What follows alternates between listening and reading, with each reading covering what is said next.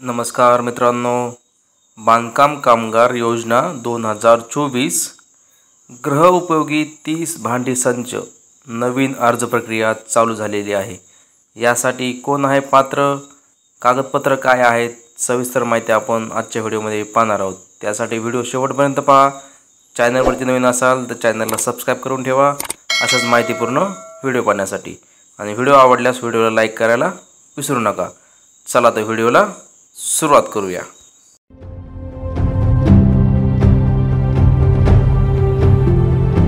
नमस्कार मित्रांनो, महाराष्ट्र शासनामार्फत राज्यातील बांधकाम कामगारासाठी सुरू करण्यात आलेल्या बांधकाम कामगार एक महत्त्वपूर्ण मदतीची योजना आहे। या योजनेच्या माध्यमातून आर्थिक सहाय्य, विमा कवच आणि शैक्षणिक शिष्यवृत्ती यासारख्या महत्त्वपूर्ण प्रकाराचा लाभ दिला जात आहे। आज आपण महाराष्ट्र शासनाच्या बांधकाम कामगार योजनेअंतर्गत 30 भांडी संच योजनाविषयी माहिती जाणून घेणार आहोत, ज्यामध्ये शासनामार्फत पात्र लाभार्थ्यांना गृहउपयोगासाठी भांड्यांचा संच दिला जातो। मित्रांनो, बांधकाम क्षेत्रातील कामगारासाठी शासनाने सुरू केलेल्या योजनेची माहिती अद्याप सर्व नागरिकांना मिळालेली नाहीये। त्यामुळे बरेचसे कामगार अजूनही या योजनेपासून वंचित आहेत। म्हणजे की मित्रांनो, ह्या योजनेचा फायदा जे लोक बांधकाम कामगार नाही आहेत तेच लोक घेत आहेत, आणि जे लोक बांधकाम कामगार आहेत ते घेत नाही आहेत, त्यांना माहितीच नाही आहे की ह्या योजनेचा फायदा कसा करून घ्यायचा आहे। त्यांच्यासाठी हा व्हिडिओ अत्यंत महत्त्वाचा होणार आहे। व्हिडिओ शेवटपर्यंत पहा। आपण ह्या व्हिडिओमध्ये सविस्तर माहिती सांगणार आहोत। मित्रांनो, या योजनेमध्ये मिळणारे जे भांडी वस्तू आहेत त्या काय काय आहेत ते एकदा पाहून घेऊया।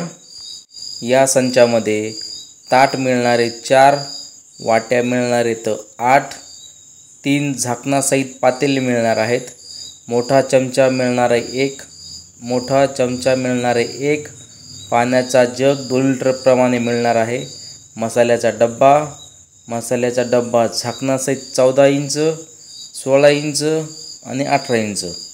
त्याचबरोबर परात मिळणार आहे, प्रेशर कुकर ही ते स्टीलचं मिळणार आहे, कढाई ही स्टीलची मिळणार आहे, स्टीलची टाकी मोठी झाकणासहित व वरगळासहित इथे मिळणार आहे। टोटल मित्रांनो 30 हे वस्तू आहेत। भांड्याचा संच हा 30 भांड्यांचा संच आहे। तुम्ही इथे पाहू शकता। मी डिस्क्रिप्शनमध्ये लिंक देतोय, तुम्ही लिंक ओपन केल्यावर तुम्हाला PDF दिसून जाईल। आता पाहूया मित्रांनो, यासाठी तुमच्याकडे कागदपत्र काय काय असणं गरजेचं आहे। यामध्ये सुरुवातीला आहे आधार कार्ड, त्याचबरोबर राशन कार्ड, उत्पन्नाचा दाखला, रहिवासी असल्याचा पुरावा, वयाचे प्रमाणपत्र, तुमचे अन्य ओळखपत्र म्हणजे की मतदान कार्ड किंवा ड्रायव्हिंग लायसन, त्याचबरोबर मोबाईल नंबर आणि 90 दिवसाचे कामाचे प्रमाणपत्र आणि पासपोर्ट साईज 2 फोटो। मित्रांनो, 90 दिवसाचे कामाचे प्रमाणपत्र तुम्हाला हे ठेकेदाराकडून मिळू शकते किंवा ग्रामसेवकाकडूनही मिळू शकते। आता पाहूया यासाठी पात्रता काय काय असणं गरजेचं आहे। यामध्ये सदरील अर्जदार हा महाराष्ट्र राज्याचा मूळ रहिवासी असावा, अर्जदाराचे वय हे 18 ते 60 वर्षाच्या दरम्यान असावे आणि कामगार किमान 90 दिवसाचं काम केलेला प्रमाणपत्र अर्जदाराकडे असायला पाहिजे। मित्रांनो, 90 दिवसाचं काम केलेलं प्रमाणपत्र हे इथे कंपल्सरी आहे, ते तुम्हाला घ्यावंच लागणार आहे। मित्रांनो, इथे तुम्ही 2 पद्धतीने अर्ज करू शकतात।